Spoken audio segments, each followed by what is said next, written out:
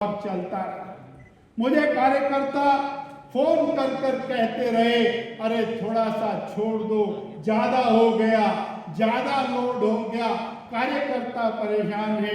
परंतु सच में ये आपकी मेहनत जिसके कारण 18 लाख साधारण सदस्य आप लोगों ने बूथ बूथ पर जाकर के बनाए, 27,000 सक्रिय सदस्य बनाए।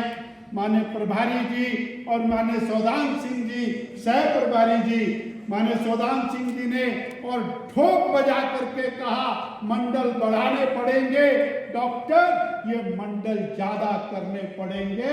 और आज 171 मंडल आपने बनाए, उन मंडलों का योगदान आपके सामने दिखाई।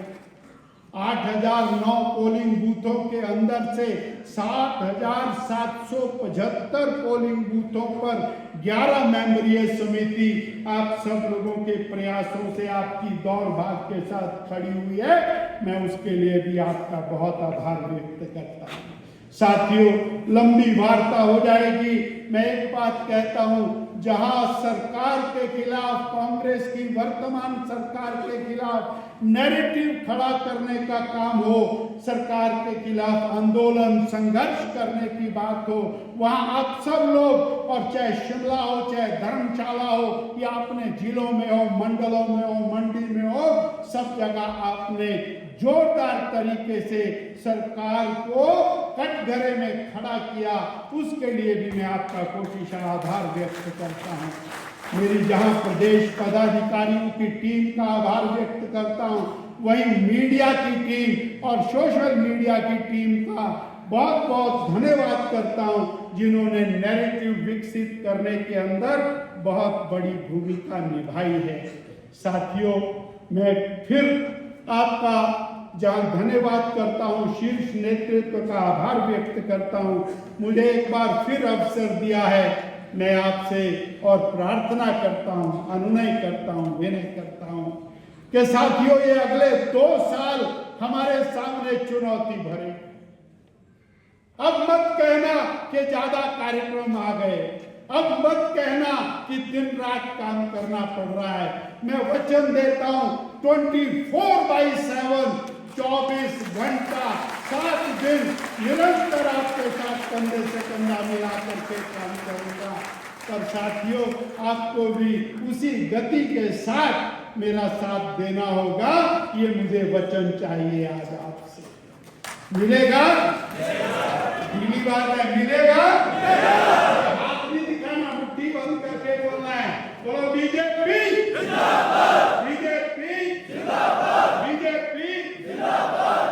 साथियों, जहां आप इस उत्साह उमंग के साथ एक नई पारी की शुरुआत करेंगे, वहां में विश्वास लेकर के चलना है कि भ्रष्टाचारी सरकार, ये जनता के साथ अत्याचार अन्याय करने वाली सरकार, प्रदेश की सरकार, कांग्रेस की सरकार, इसको उखाड़ करके फिर एक बार भारतीय जनता पार्टी की सरकार हिमाचल प्रदेश में स्थापित करेंगे। ये आज यहाँ से संकल्प ले सकते हैं। अरे याद करिए, भारतीय जनता पार्टी के 3 माननीय मुख्यमंत्री हिमाचल प्रदेश में हुए। श्रद्धेय श्री शांता कुमार जी, आज भी हिमाचल प्रदेश का जनमानस उनको याद करता है, उनकी ईमानदारी के लिए उनको याद करता है। पानी वाले मुख्यमंत्री के लिए माननीय शांता कुमार जी को याद किया जाता है। हमारे दूसरे मुख्यमंत्री आदरणीय प्रेम कुमार धूमल जी, 101 इनाम एक सरकार को राष्ट्रीय स्तर पर मिल सकते हैं, और सड़कों वाले मुख्यमंत्री के रूप में और हमारे मध्य विराजमान है छोटे भाई श्री जयराम ठाकुर जी। अरे ऐसा मुख्यमंत्री, जो सेवा वाला मुख्यमंत्री, जिसने सेवा की, इतनी स्कीमें चलाई कि गरीब की सेवा की, मरीज की सेवा की, बहनों की सेवा की, बेटियों की सेवा की, गांव की सेवा की, और विकास के नए नए आयाम स्थापित किए। तो ये भारतीय जनता पार्टी का नेतृत्व है जो एक से एक बढ़ करके और नेतृत्व करता, केवल और केवल समाज के। सही कहा माननीय मोदी जी ने कहा है, राष्ट्र प्रथम। हमारे लिए देश पहले है, व्यक्ति बाद में है, पार्टी बाद में है। उस राष्ट्र प्रथम का भाव लेकर के पुनः एक बार भारतीय जनता पार्टी की सरकार हमको यहाँ पर बनानी है। और 2-3 महापुरुषों को स्मरण करके मैं पुनः अपनी बात को समाप्त करूंगा।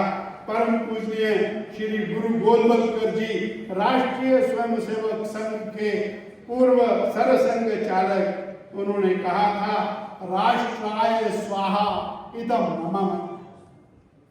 ये जो मेरा देह है, मेरा शरीर है, तन मन धन, ये राष्ट्र के लिए समर्पित है। उन्होंने अपने जीते जी और यज्ञ किया और यज्ञ करके उसको राष्ट्र के लिए समर्पित कर दिया। वो भाव हम सब कार्यकर्ताओं को अपने मन के अंदर डालना पड़ेगा। ये मेरा तेरा छोड़ करके हम केवल और केवल राष्ट्र के हैं, पार्टी के हैं, बीजेपी के हैं, इसके लिए हम काम करेंगे।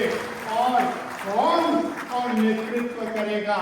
हम और नींव का पत्थर बन करके उस अट्टालिका के ऊपर भगवा ध्वज और भारतीय जनता पार्टी का ध्वज फहराएंगे। ये लक्ष्य लेकर के हम यहाँ से चलेंगे। अटल जी और हमारे प्रेरणा स्रोत रहे, और अटल जी ने जो शब्द प्रयोग किए वो हमारे 2 साल की चुनौती के रूप में मुझे लगता है सटीक है। अटल चुनौती अखिल विश्व को, भला बुरा चाहे जो माने, डटे हुए हैं राष्ट्र धर्म पर, विपदाओं में सीना ताने। और फिर उन्होंने कहा था, हार नहीं मानूंगा, रार नहीं ठानूंगा। वो कविता भी हम सबको प्रेरणा देती है। और अटल जी ने अंत में जो शब्द कहे वो हमारे लिए आज प्रेरणादायी है और हमको इसको अनुसरण करके चलना है। कदम मिलाकर चलना होगा, कदम मिलाकर चलना होगा। साथियों, ये बहुत महत्वपूर्ण है। उजियारे में, अंधकार में रोशनी होगी या अंधकार होगी, हमको कदम मिलाकर चलना है। कल कहार में, बीच धार में, अगर ये बेहतरीन जगह होगी तब भी, या धार होगी कोई, बहुत भारी बरसात आएगी तब भी कदम मिलाकर चलना होगा। घोर घृणा में, दीर्घ हार में, घोर घृणा में, दीर्घ हार में जीवन के शत शत आकर्षण अरमानों को ढकना होगा। हमें अपनी स्वयं की इच्छाओं को छोड़कर केवल पार्टी के लिए समर्पण करते हुए हिमाचल के विकास के लिए आगे बढ़ना होगा। कदम मिलाकर चलना होगा, कदम मिलाकर चलना होगा। साथियों, क्या ये वचन हमको मिल सकता है कि हम कदम मिलाकर चलेंगे? मिलेगा? मिलेगा? बोलिए भारत माता की जय। सरकार बनानी है, बीजेपी की सरकार बनानी है, जल्दी से बनानी है। भ्रष्टाचारी सरकार यहाँ से उखाड़ करके फेंकनी है। ये वचन दे सकते हैं? दे सकते हैं? दे सकते हैं? बोले नरेंद्र मोदी जिंदाबाद, जिंदाबाद, जिंदाबाद। बंद करिए और इसी प्रकार रहना चाहिए। पीछे वाले, पिछले हाथ वाले, बाएं दाएं वाले, नरेंद्र मोदी जिंदाबाद, जिंदाबाद, जिंदाबाद। नरेंद्र मोदी जिंदाबाद, जिंदाबाद, जिंदाबाद। जेपी नड्डा जिंदाबाद, जिंदाबाद, जिंदाबाद। जेपी नड्डा जिंदाबाद, जिंदाबाद, जिंदाबाद। जेपी नड्डा जिंदाबाद, जिंदाबाद, जिंदाबाद। बीजेपी जिंदाबाद, जिंदाबाद, जिंदाबाद। बीजेपी जिंदाबाद, जिंदाबाद, जिंदाबाद। फिर एक बार कोटि कोटि धन्यवाद, आभार माननीय शीर्ष नेतृत्व का, मंचासीन नेतृत्व का। मैं पुनः एक बार वचन देता हूँ, आप सबके साथ कंधे से कंधा मिलाकर छोटे भाई के रूप में और पार्टी के कार्य को आगे बढ़ाने में काम करूंगा। जय हिंद, जय हिमाचल।